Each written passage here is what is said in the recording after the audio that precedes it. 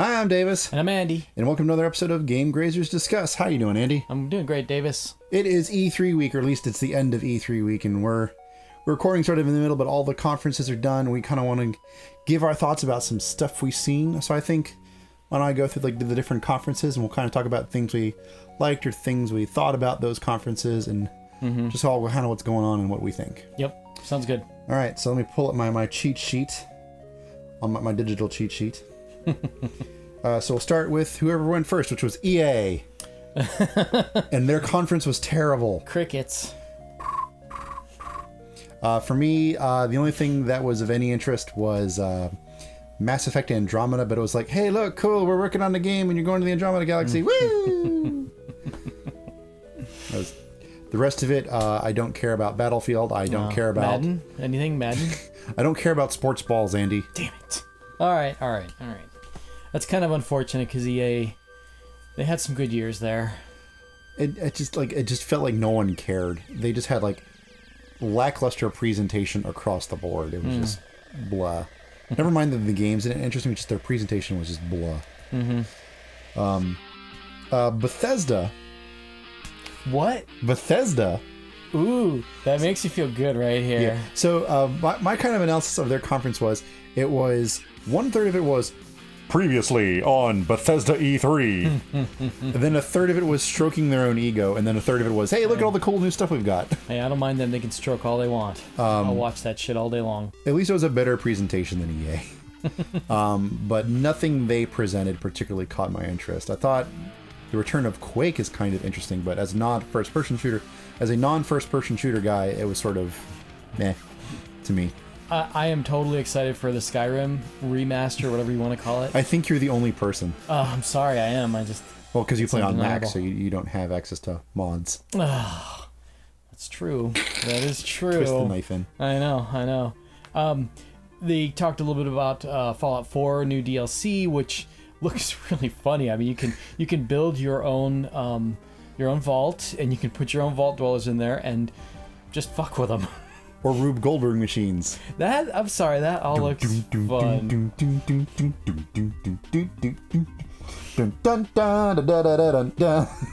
I am totally going to try to reproduce the Mousetrap. Remember the Mousetrap board game? Yes! I want to make that in Fallout. That's going to be... That would be amazing. I would totally go for that.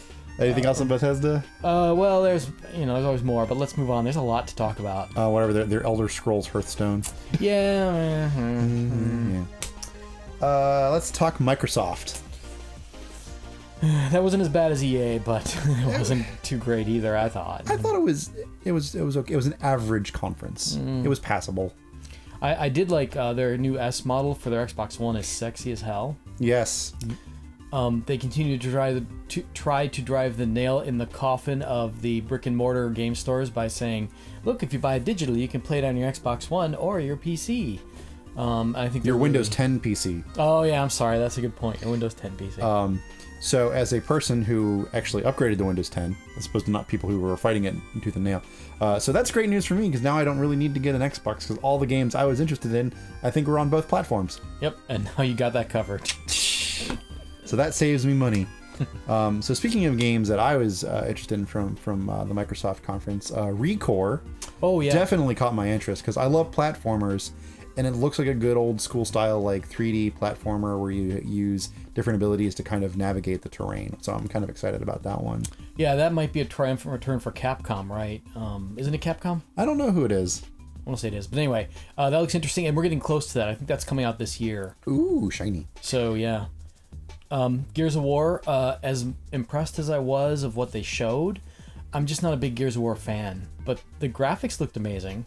But the gameplay I just can't get into, but I did enjoy the trailer, I'll admit that. I don't know if I'll like it or not, but definitely one that kind of caught my eye was We Happy Few.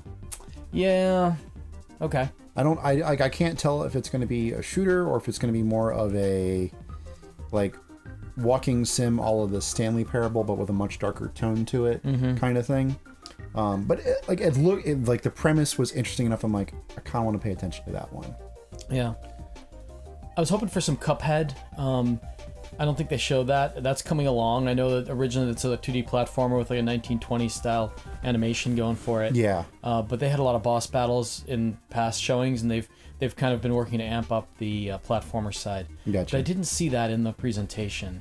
They showed a little bit of Final Fantasy 15 for it, and I actually kind of missed it because someone kind of snuck me away while I was watching a live stream. But just kind of Final Fantasy 15 in general. I'm apprehensive about the single-player Final Fantasies after 13, but I'm kind of keeping an eye on to see what people say about it. It looks interesting, and I like the fact that they're kind of switching from turn-based to the Kingdom Hearts style. I know some people don't care for it, but I think it could work. And we need to revisit that when we get to Sony, because of course Sony had a significant addition to their Final Fantasy 15 trailer. Yeah. So. And I guess also Sea of Thieves kind of caught my eye. I'm a sucker for good multiplayer experiences, and that one definitely looks like a lot of fun, especially for us as Let's Players. I think that'd be a great game to collaborate with other people on. Anything else from Microsoft for you? No. So then we move on to Ubisoft. Ubisoft had perhaps like the strangest conference. Like the fact that it was like really zany at times and really boring at others. I'm like, it's like they sort of like reached like equilibrium. It's like it's good and it's terrible at the same time. They had a flow issue, is what you're telling me. Yeah, they did. And not that Aunt Flo was visiting either. No. Only 2 games really caught my interest out of their conference. Which number one was not that I'm a huge fan of the show, but South Park: The Fractured But Whole.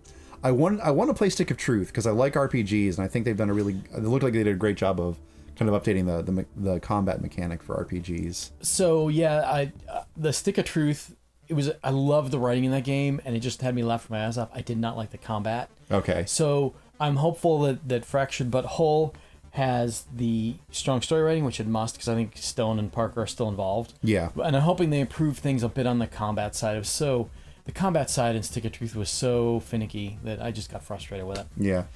And the trailer was great. The trailer was great. Yeah, the trailer was amazing. So. Star Trek Bridge Crew. It was probably the only VR game in all of E3. I'm like, that looks neat, and I kind of want to play it because we'd played Artemis Bridge Simulator or whatever that was, which is kind of the same idea that you're like on a starship bridge navigating space. But I think when you're officially doing it with Star Trek, that's really super cool. So I'm kind of interested to see how that pans out. And I kind of hope that you can do it non-VR. That's what I really hope. I feel kind of bad for the Artemis guy because he was like the guy who did it first, and everybody loved it, and now everybody's all these development companies are jumping onto that train, and they're doing things better than he did because he's like one guy, from what I understand. Yeah, exactly. So they have more resources. Yeah. And they showed a little bit of the Assassin's Creed movie, which was interesting, but I'll kind of wait till see if that one comes out. You know what I saw that I was fascinated with was Steep, which it's a reminder how good graphics are getting, because every shot in that looked photorealistic to me. And I'm not a big fan of extreme sports in gaming, other than I do love snowboarding. But a game like that has my interest because it does look like there's a lot of neat shit to do there. Yeah, I mean, that's definitely not my cup of tea, but definitely looked interesting, I think. So now we move on to Sony, who, if you ask my opinion, I think they totally stole the show this year. Well, they went back to basics. They showed games, and that's what they showed. Like, my analysis was they cut out every ounce of grandstanding. Were like, look, games, motherfuckers. And it was just this nonstop ride of trailer after trailer after demo after trailer. And it wasn't like the cheesy, oh, look at us playing a game on stage. Hee, we're having fun. Right, Andy? Like, there's like, here's a dude playing fucking God of War. Yeah, that was I'm not a huge God of War fan, but that was an amazing trailer. Yeah. So I kind of had 4 that kind of piqued my interest there. Detroit Become Human. Oh, so you're a Quantic Dreams kind of guy? I am not necessarily a Quantic Dream. I've never played a Quantic Dream game. And there's sort of always that allure and promise, sort of like Molyneux does, and whether or not it succeeds or not is most likely not. And they're French also, right? Yeah. But I'm always a sucker for branching paths, and I kind of want to see if they can pull it off. It's not a game I'm going to buy, but it's definitely a game I'm going to keep an eye on and see when it comes out, whether or not they live up to that promise. I loved Horizon Zero Dawn. I think that is the Sony game I am eyeing the most right now. Wait, it's not Last Guardian. No, it's Horizon Zero Dawn. No, but I'm saying you're not looking forward to Last Guardian more. Last Guardian is in my list of things I'm interested in, but I like open world exploration games with interesting stories, and I definitely think, which I'll touch on this in a moment.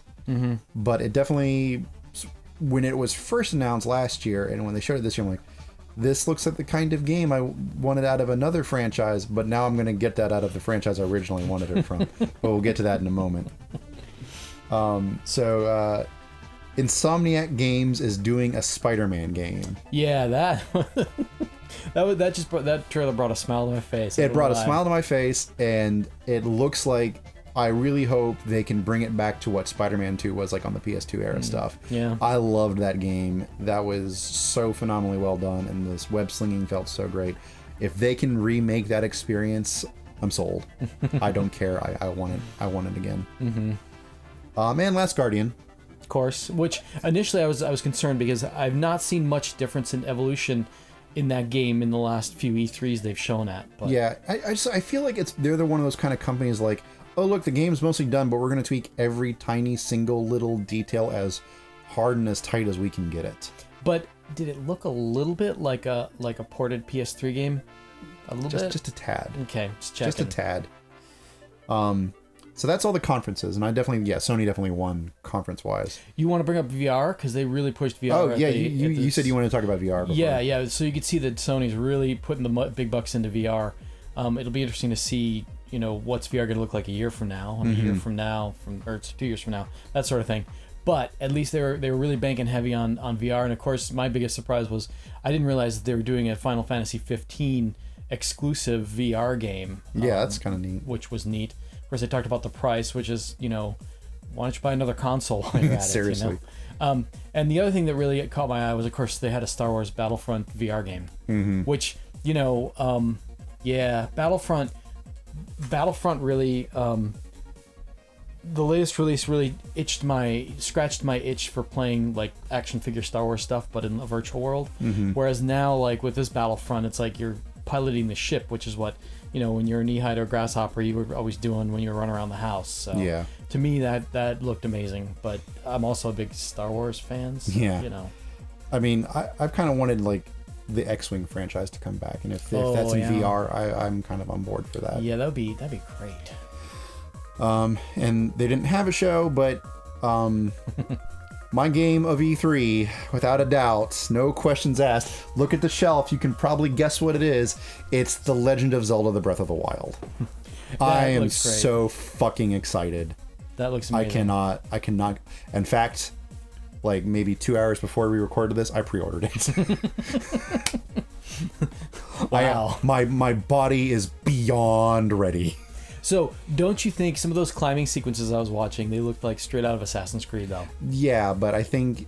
Yeah, it's not bad. It's not bad. I don't think it's a bad thing. And I've had some discussion with friends online about some people think the open worlds are becoming boring and overdone. And I'm like, I think open world Zelda is what Zelda was always intended to be, and as technology progressed, things kind of changed up. I think that's a whole other discussion topic itself, but I'm excited because it goes back to its roots of the very first game, which was an open world in which you're only hindered by the items that you have on hand. Right. It's not like, oh, you specifically need this item to get in this dungeon. No, you can't get to that part of the world because you don't have something yet, and you got to go out and fucking find it. And it felt much more organic than anything at the time. And I think the game looks fucking beautiful as hell. Oh, it looks amazing. I mean, to me... Man, there were so many nice little touches. It's still got kind of a cartoony feel, but definitely a 3D feel as well. Yeah, so that's my best of show. Was Breath of the Wild. What about you? What's your best of show? Wow, you want my best of show, huh? Yeah, I want to know what game that you saw are you most excited about? So this is terrible because I'm gonna jump sides to the PlayStation side, but I do like the look of Horizon a lot. Yeah. Like I said, Horizon looked like kind of what I wanted out of an open world Zelda game, and now that I'm getting my open world Zelda game, I'm slightly less interested in Horizon than I was like 2 days ago. But the fact remains that I'm still interested, and I definitely think a PS4 is finally in my future. Yeah, well, if this didn't convince you, you're never going to get a PS4 because they showed so many exclusives that just looked amazing. Yeah, so let's talk about best of no shows. Because for me, it's Kingdom Hearts 3, and also. Thanks, Ubisoft, you fucking assholes. Where's my Beyond Good and Evil 2, you jerk asses? Don't worry, at some point Gearbox will buy it and then really fuck it up. God damn it. No, just kidding. Just kidding. No Man's Sky for me, that was the biggest no-show. But yeah. So it's kind of interesting when things don't show up. Like, it says a lot, right? I mean, either they're so close to releasing they don't feel the need to promote it at E3, or it says they're so far out that we'll get to that next year. Yeah, it's like I'm also there was no FF7 remake news. You know, that's an interesting point. I hadn't realized that. It didn't come to mind. Wow. Of course, for me, the biggest no show is the NX. You're releasing it next year in March. Where is it? Yeah, that's another fascinating no show, because does that mean Nintendo doesn't think they need to start promoting it now, or do they think they might slide the schedule till next summer for the NX? I have two theories on the NX. Mm-hmm. One is they're going for the Apple approach, which is, hey, look, new iPhone's coming and it's available next month. Yeah, well... Or the other thing, which is a little more sadder, which is maybe Iwata's death just inherently messed things up internally far more than we thought it did. And it's been so disruptive that they just can't get things on track. That they're trying to just kind of reshuffle and reorganize. That'd be sad. So I'm almost fairly certain there's going to be a Nintendo Direct again, probably at least one or two before Zelda's out. They'll definitely probably have one dedicated to Zelda, and they'll probably have one dedicated to the NX. Probably. They're probably waiting to do something in Japan to discuss the NX. With your first option there, I'm a little concerned because I seem to recall a certain hardware maker that did that same trick and it failed miserably, and that was Sega. Yeah. Where they said, oh, it's out now. And then the developers went, what? It's out? And everybody else said, what? It's out? Yeah. I mean, there's probably all sorts of different nooks and crannies of what we can get into in E3. There's also a brand new awesome Shantae Half Genie Hero trailer. Oh, did that get... okay, that... They got a new trailer. It looks so good. And they had a good Cosmic Star Heroine trailer, which is my... Yeah, it's always... the indies are the hard ones to catch. Yeah. Because you got to go digging for them. But, you have to go digging for them. But overall, I was a little sort of meh going into this E3, probably because Nintendo wasn't going to have much of a showing. And Nintendo's always where I kind of go to. But overall, I felt good about it. Is it because was Sony the turning point for you? I mean, I think Sony was definitely a turning point, but I don't think anyone other than EA did a bad showing. Microsoft showed some interesting things. Ubisoft showed some interesting things. That's really hard to say. But all in all, I felt everyone except EA had a pretty decent showing. And while there's some stuff I'm definitely not interested in because I'm not a first-person shooter guy, I'm not a sports guy, I mean, I think there's a lot to be excited about in the coming year or two. Mm-hmm. Not to mention for those Crash Bandicoot fans. Oh, I wanted to mention that. I'm sorry. So yeah, if they're giving it the Ratchet and Clank treatment, that Ratchet and Clank remaster looked amazing. So if they do the same thing with Crash, I think Crash fans have nothing to be disappointed about other than the fact that it's not a new game necessarily. Oh, and I didn't talk about it. We kind of need to wrap up here, but Death Stranding was also sort of the big one. Yeah, that was kind of a big FU from Kojima to Konami, and I think it was pretty damn effective. Hashtag fuck Konami. Yeah, really. And just last thing, Resident Evil 7, of course, first person VR. I watched some gameplay video of that, and it looks very much like they've been having a little side fling with Silent Hill. So I think it looked great, but it wasn't Resident Evil.